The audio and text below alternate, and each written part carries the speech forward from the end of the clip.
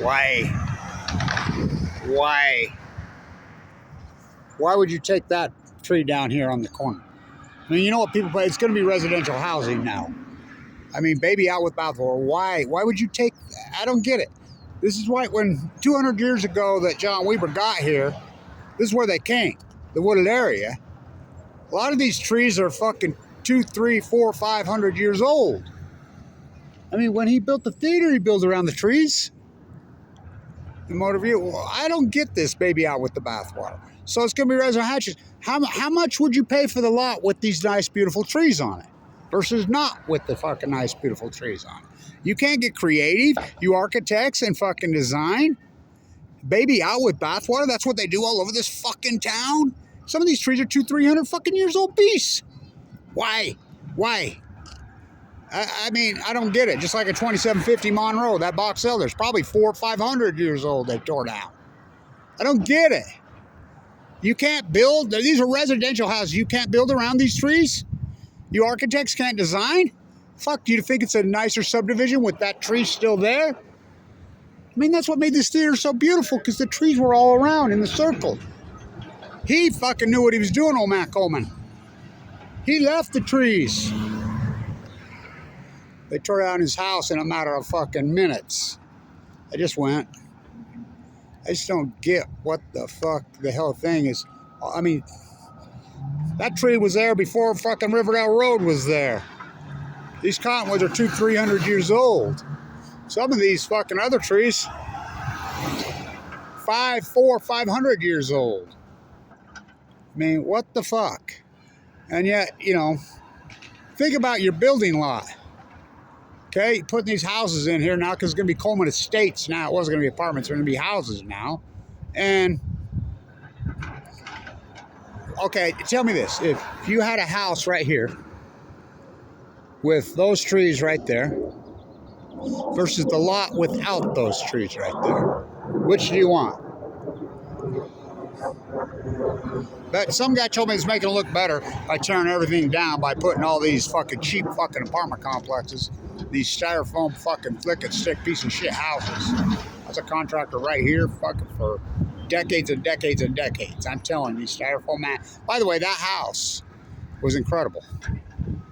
Any house built in this valley right here, and trust me, I did 10,000 restoration projects. I know.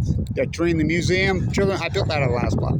The 1905 Masonic, they want to tear that down. I saved that with my mind. Not a crew, me, with a hammer and chisel. I mean, I don't get it. I really don't get it. The best built houses in this valley are 1950s, 1960s, 1970s. By far. I mean, this is the oldest part of Ogden. 200 years ago right now. Right now, John Weaver, Jim Bridger, Ashley 100 got here. Who's the savage? And the only place there was any trees was right here, along the river. You know, and where this is the Weber right there. The Weber River is literally right there. It's a sacred piece of ground. Like I said, I crossed that mountain line right there just a month and a half ago. I'm driving right here, right in front of me, right in dark. I was like, oh, fucking hurt. You'd go to the theater right here, literally, during the movies, there would be deer running through the... I mean, everybody's got those stories that fucking grew up here. For real, it was fucking... I mean, grand place, man. Grand piece of real estate. Ask John Weaver in his diary, in his journal. Ask Jedediah Smith in his journal. Ask Jim Bridger in his fucking journal. Ask him. Look it. Read it. Who's the savages? For this, we go from 200 years to that. Our wings we will pretend. Sound of freedom. Fuck, if that's fucking freedom, I'm a fucking Jim Bridger guide. Ain't freedom. It's military industrialized war pig looting. Everybody's all in. So, anyway, I get as much footage as I can. It's heartbreaking. So, the house went today. This snack shack's going tomorrow. You know, the posts and everything, they'll get rid of that real quick. Everything will be gone tomorrow. I wonder if they're going to save these old, beautiful cedars. They're cool as fuck. You know, and so then the screens will come down.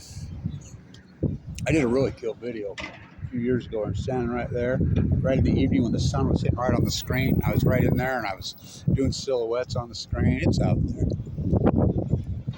I'll have to find it. Post it. I mean, here's the way I think with my videos anymore, because I'm the free library. I'm the research library. Of course, I'm not going to be contemporized. Fuck. I want to talk about popism, fucking fucked up culture. But at least I'm going to record it. I always think about, will my video be relevant 20 years from now, 50 years from now, from 100 years? If yeah, on location.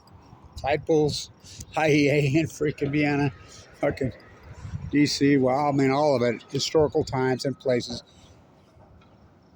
Yeah, put it in the fucking library. Sad. I mean, a lot of these trees, I mean, some of them were planted, you know, over the years, but some of these cottonwoods are fucking hundreds of years old. They were here when fucking, see how he built around? So it was beautiful in here.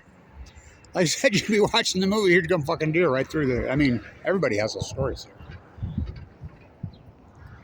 So it's going to be 69 homes now. Moter-vU Estates. Moter-vU. It's small v, so you know. Capital U. He did that for a reason. Est-ce que vous parlez français, no? Well, I said, who's the fucking savages? So, try to get me a box and a pole. I talked to him. He said he'd give me one.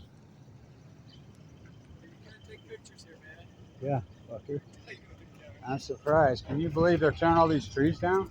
Yeah, they did that last week. I know. I've been talking to him. I'm like, you know, some of these trees are 200-300 years old. The big one in front of that house was... What a beast. I'm like, when Coleman built this, he went around the trees. It's 200 years ago right now. The fur traders got here. John Weaver got here 200 years ago right now. This is where he got, right here. I mean, leave the trees. I mean, I told him, wouldn't you rather have that tree in your building lot than not? There you go. There's a freaking American idol. You don't want that bird shit. God, no.